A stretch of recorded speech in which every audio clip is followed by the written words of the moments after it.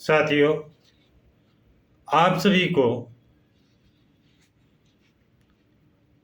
पिछले एपिसोड 14 और 14A में हिंदुओं और उनके मित्रों से कुछ प्रश्न बाबा साहब द्वारा पूछे गए, उनके विषय में बताया गया है। जैसे बाबा साहब ने हिंदुओं की हैसियत,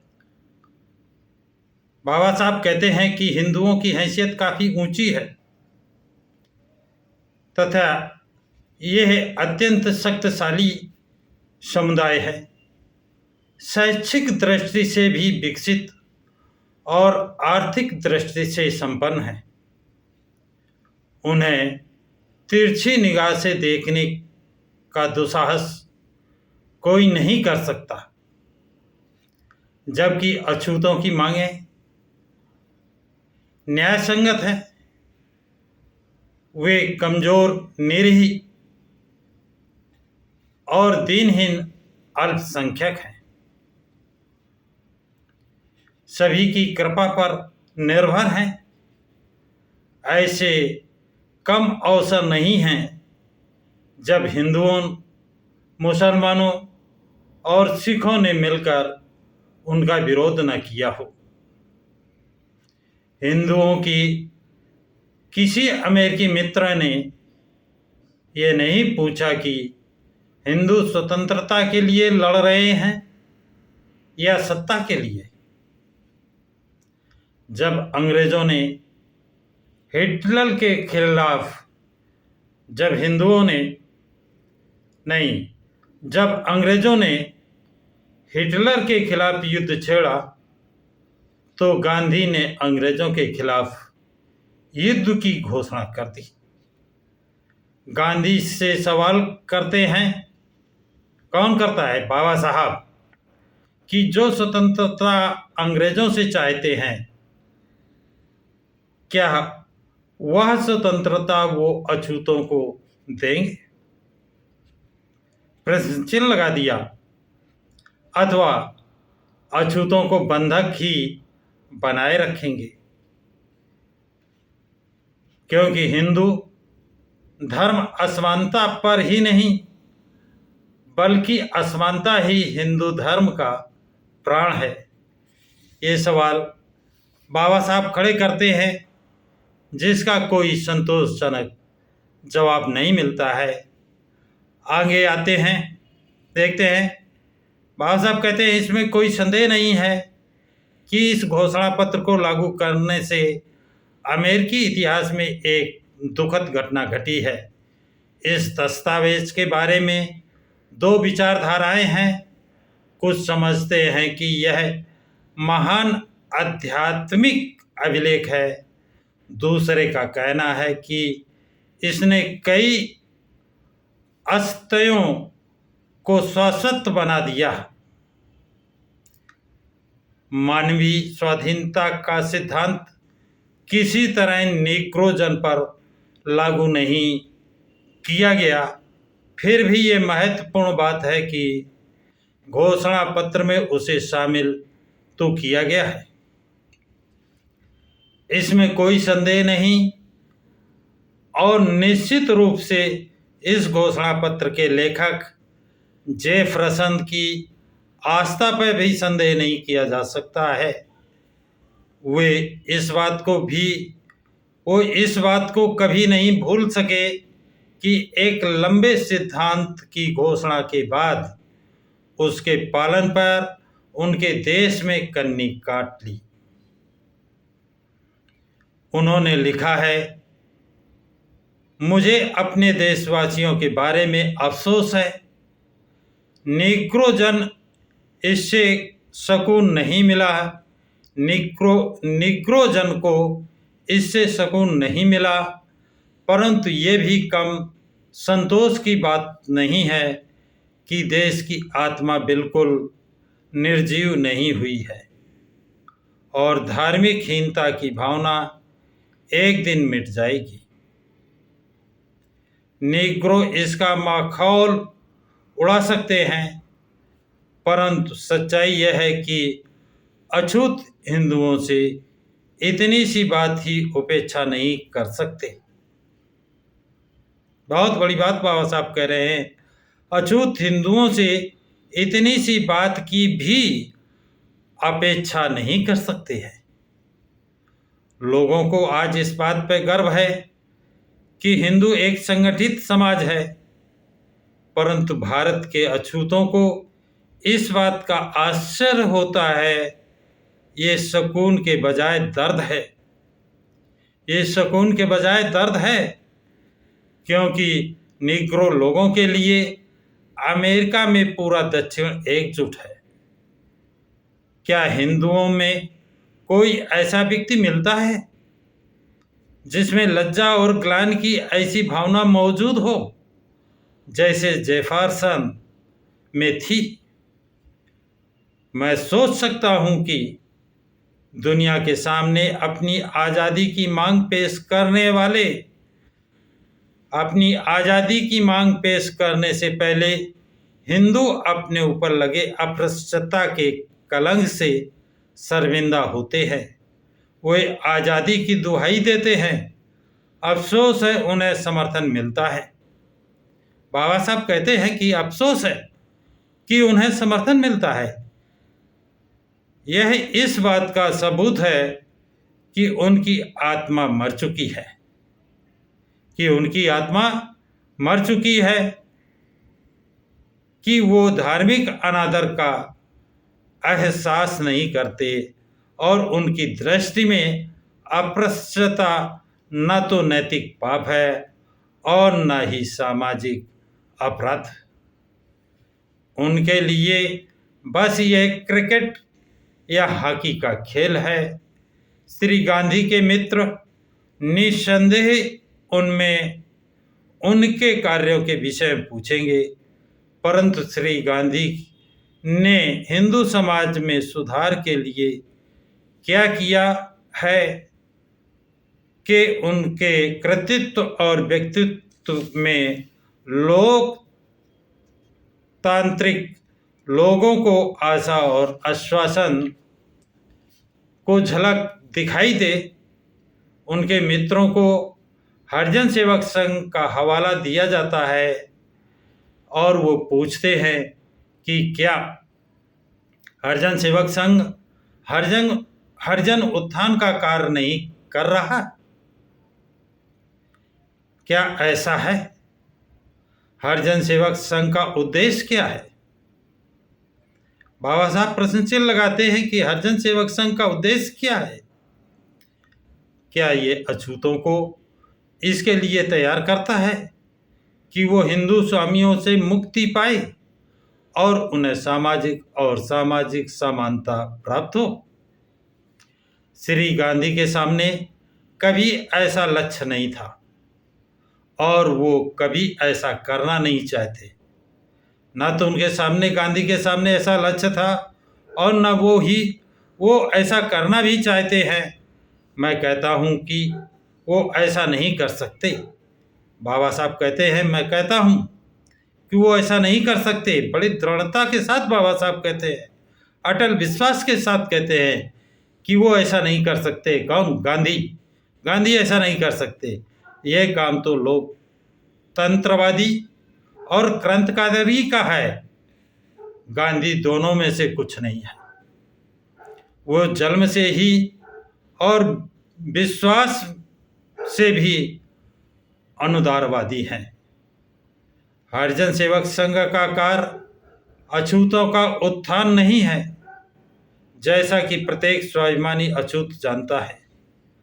उनका मुख्य उद्देश्य भारत को हिंदुओं और हिंदुत्व के लिए सुरक्षित रखना है। वे अछूतों की लड़ाई निश्चित रूप से नहीं लड़ रहे हैं। वो अछूतों की लड़ाई निश्चित रूप से नहीं लड़ रहे हैं। इसके विपरीत हरिजन सेवक संघ के माध्यम से शूद्र अछूतों को शूद्र उपहार बांटकर उन्हें खरीद रहे हैं। उन्हें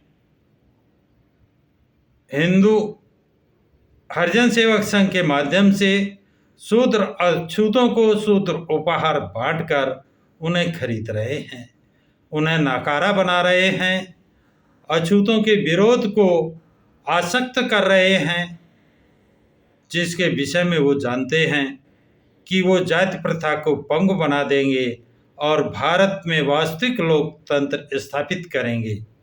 श्री गांधी हिंदुत्व और हिंदुओं को जीवंत रखना चाहते हैं। श्री गांधी अछूतों को हिंदू ही रखना चाहते हैं, पर कैसा? एक सहचर के रूप में नहीं, पद दलितों के रूप में।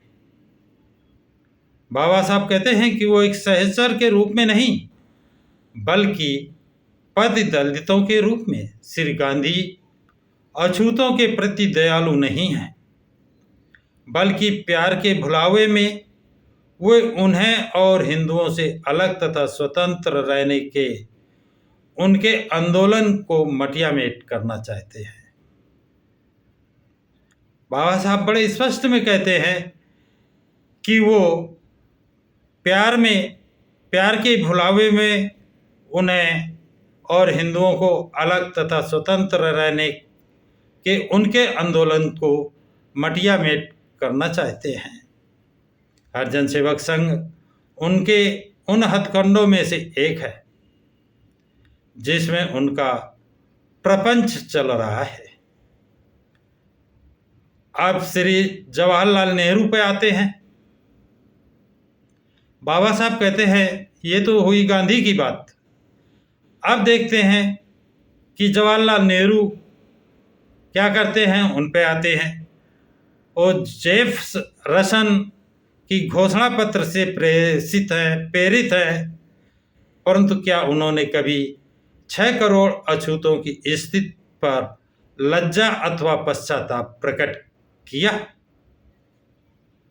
क्या उन्होंने अपने साहित्य में उस पर प्रकाश डाला? आप चाहें तो भारत के युवाओं को देखिए। विश्वविद्यालयों से भरे छात्र जो पंडित नेहरू का अनुसरण करते हैं, वो सदा अंग्रेजों के विरुद्ध संग्राम में शामिल होने के लिए तैयार रहते हैं, परंतु ऊंचे हिंदू घरानों के इन बच्चों ने अपने पूर्वजों के अछूतों के साथ किए गए दुर्व्यवहार को समाप्त करने के लिए क्या किया है? सैकड़ों हिंदू युवक राजनैतिक प्रोपेगेंडा में शामिल होने के लिए मिल जाएंगे, परंतु एक भी ऐसा युवक नहीं मिल सकता जिसने जाति प्रथा तोड़ने या अस्पृश्यता मिटाने का बीड़ा उठाया हो। हिंदू मानस के लिए लोकतंत्रात्मक सिद्धांत जीवित रखते हैं। ऐसे अनुदार हाथों में लोकतंत्र और स्वतंत्रता सौंपना सबसे बड़ी गलती होगी। जो लोकतंत्रवादी कर सकते हैं, हिंदुओं के अमेरिकी दोस्तों के लिए श्री गांधी और हिंदुओं से कहना चाहिए कि वो अपने संघर्ष के उद्देश्य घोषित करें, जिससे वो आश्वस्त हो सकें कि अंग्रेजों के विरुद्ध हिंदुओं का संघर्ष वास्तव में स्वतंत्रता का संघर्ष है। कांग्रेस और हिंदू सवाल पूछने वाले विदेशी मित्रों को कांग्रेस के अल्पसंख्यकों अधिकार संबंधी प्रस्ताव का हवाला देंगे, परंतु मैं हिंदुओं के अमेरिकी मित्रों को चेतावनी देना चाहता हूं कि वो अल्पसंख्यकों को अधिकार देने संबंधी घोषणा की चकाचौंध पर न जाएं। अल्पसंख्यकों के अधिकारों की घोषणा एक बात है और उन्हें लागू करना दूसरी।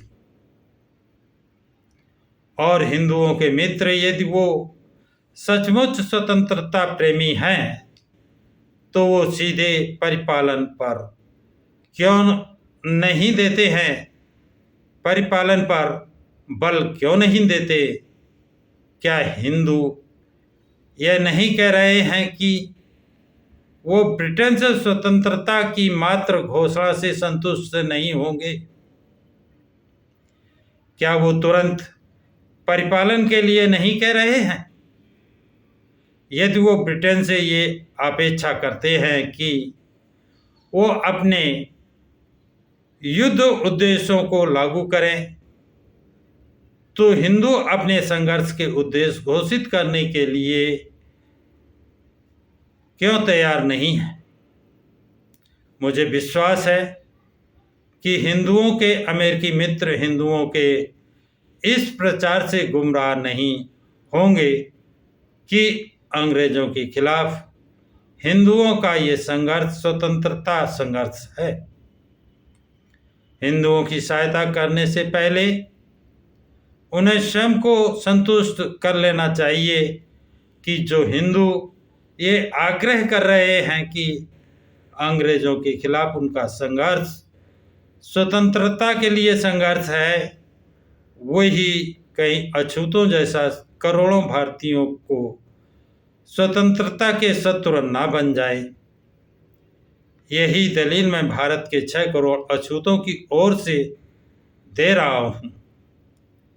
और सबसे बड़ी बात यह है कि अमेरिकी मित्र कहीं यह न सोच बैठे कि संविधान में संतुलन और नियंत्रण भारत की परिस्थितियों में निगरानी और नियंत्रण की मांग आवश्यक नहीं है, क्योंकि संघर्ष जनसाधारण द्वारा चलाया जा रहा है और ये स्वतंत्रता के लिए है। लोकतंत्र और स्वतंत्रता प्रेमियों को ये नहीं भूलना चाहिए कि जॉन एडम्स ने क्या कहा है। हमने जितना इतिहास अब तक पढ़ा है, साक्ष्य के लिए उन सब का संदर्भ देना संभव नहीं है कि जब लोगों पर नियंत्रण नहीं रखा गया तो वो अन्यायी, अत्याचारी, उत्पीड़क, पाशविक और क्रूर बन बैठे। जैसे कोई राजा या नियंत्रणहीन सत्ता प्राप्त सीनेट बन जाती है, बहुसंख्यक सदा और बिना अपवाद के अल्पसंख्यकों पर हावी हो गए हैं। सभी बहुसंख्यकों पर संतुलन और नियंत्रण रखा जाए, यह हिंदुओं के बारे में कैसे हो सकता है? साथियों, आज की जानकारी इतनी ही। ये जानकारी आपको अच्छी लगी हो तो इस वीडियो को लाइक, शेयर, सब्सक्राइब जरूर करें। सभी साथियों को जय भीम, नमो बुद्धाय, जय संविधान।